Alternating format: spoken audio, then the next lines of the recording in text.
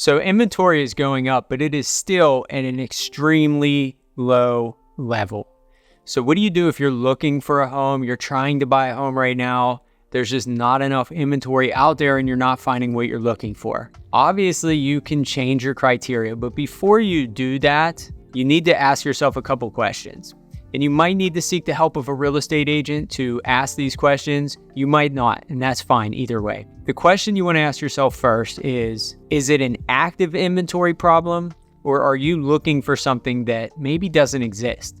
And again, maybe you're not sure. Maybe this is where you do need to consult with a professional or somebody in the business. If you're looking for a 3-bedroom, 2-bath, 2-story house in a neighborhood where there's hundreds of 3-bedroom, 2-bath, 2-story houses, there's just none on the market, then you don't really have an inventory problem. You have an active inventory problem.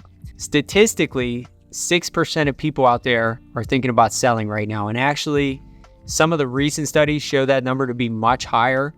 I go off of the average from, the last 10 or 20 years, whatever it is, that out of 100 people, about 6 people are looking to move. So if you find 200 homes, or if there are, let's just say 200 homes in the area that you want to move that match your criteria, then statistically at least 12, possibly even more, possibly a little lower too. I mean, these are averages, these are statistics, that's how statistics work. But statistically, you are in a pretty good position as far as what you are looking for being available. It may just be a matter of timing. It may be a matter of, are those homes selling in that neighborhood, but you're not seeing them because they're selling exclusively or they're selling off market.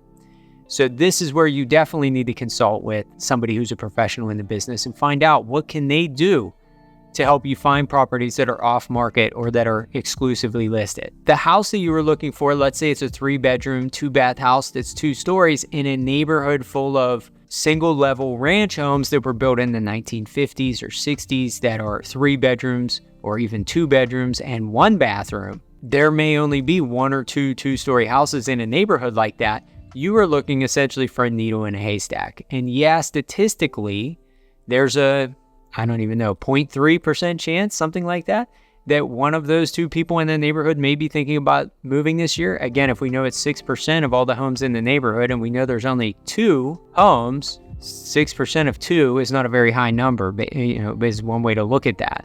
So you're looking for a needle in a haystack. You could go and knock on those doors. You could send a letter. You could call them. You could find their number online. You could have a real estate agent do any of those things for you and find out if they're thinking about moving. If they're not, now you need to change what you're looking for. When you get to that point, the first thing that I would do is ask yourself a question. Why are you looking for the thing that you're looking for? Why 3 bedrooms? Why 2 bathrooms? Why that neighborhood? Why the price range that you're in? Now that sounds silly and it sounds like a real estate agent just telling people to spend more money, and if they can't find what they're looking for, up their budget. And that may not be an option for everybody. But I found that a lot of people haven't actually taken the time to break down what their budget truly is. Like on paper, figure out what your monthly expenses are, for one. And 2, figure out what the monthly payments on the house that you're looking to buy would actually look like. The third thing is looking at your other debts that you have besides just your mortgage. Do you have car payments? Do you have credit cards? Everybody talks about the interest rates on housing right now. And especially if you already live in your current house and you have a 3% interest rate or a 2.5% interest rate, you feel like you're locked in because you can't imagine going from that interest rate up to a 7 or 8% interest rate. The thing that you need to keep in mind is, what is the total amount of interest that you're paying? If you've got credit cards at 22% interest or something like that, and you've got car payments at 8% interest, depending on the balances on those credit cards and on those car payments, you may be paying $1,000 or $2,000 a month in interest and minimum fees. If you could sell your current house and pay off those credit cards, pay off the cars, buy the new house, yes, you're going to be buying a more expensive house in most cases, especially if you're looking to upgrade, obviously. And your payment is going to go up. Even your blended interest rate, that's the thing we're talking about here. Looking at that blended interest rate is probably still going to be lower than 7 or 8%, assuming that the balance on your current mortgage is, higher than the balance on your new mortgage is obviously going to be higher than what your credit card and car payments are.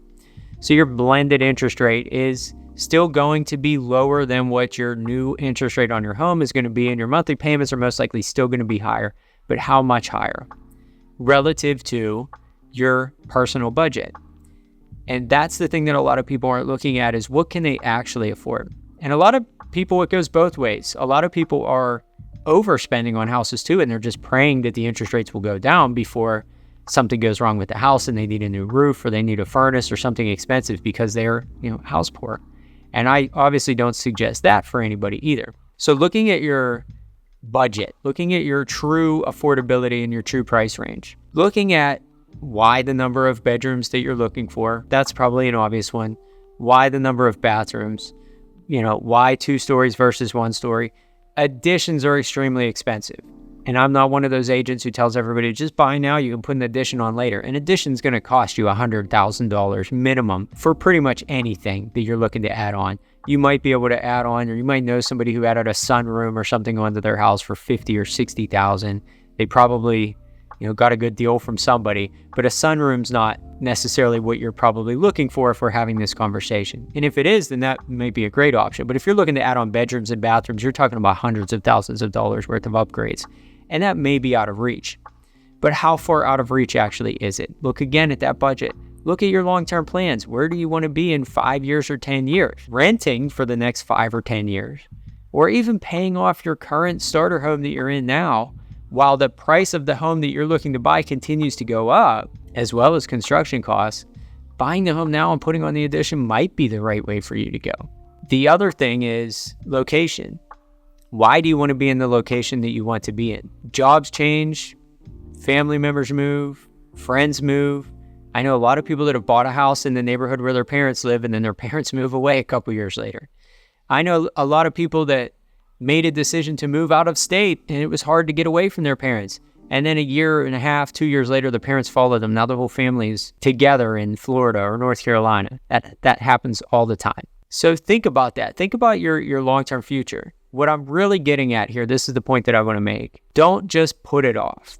Don't wait just for the sake of waiting. If you're waiting thinking that things are going to get better, that interest rates are going to get lower, that the house is going to be more affordable, that there's going to be more inventory. Again, like I said, if there's only 2 houses in the neighborhood you're looking in, the inventory is not going to get any better. Every other house in the neighborhood can go for sale, but that's not going to help you. Interest rates will get better at some point. We don't know when that is.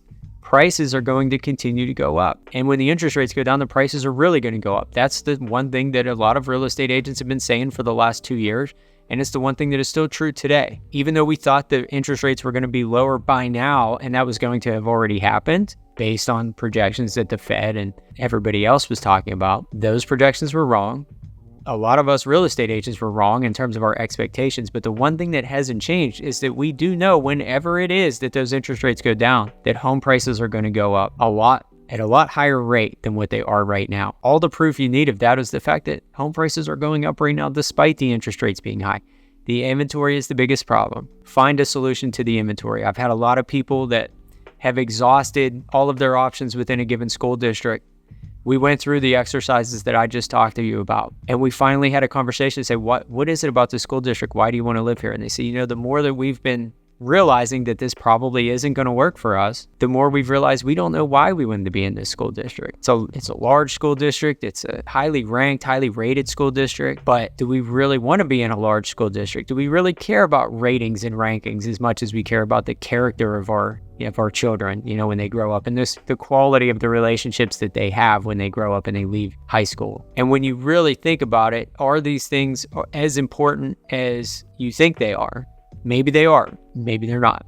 I just want to encourage people to really sit down and think and do some planning and consult with experts who can actually get you the information that you need to make the best decision possible for you, for your family, whatever it is, whoever you're making decisions for. Just make smart decisions, get the information that you need, talk to a professional in the real estate business, and find out what you need to do to take that next step and start that next chapter.